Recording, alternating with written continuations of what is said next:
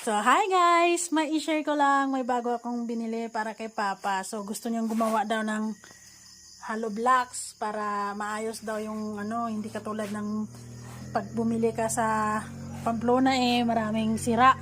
So, ito pakita mo pa kung anong itsura. Paliktarin mo.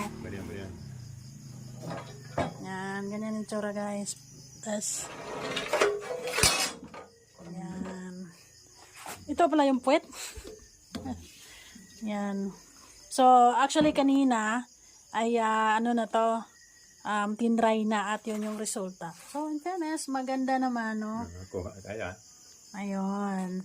So, guys, kung plano kayong gumawa ng bahay at para maganda yung hollow blocks nyo, dito lang kayo kay Papa magpagawa. 6 pesos ang isa pagpagawa. Inyuha ng sa inyo na yung materialis.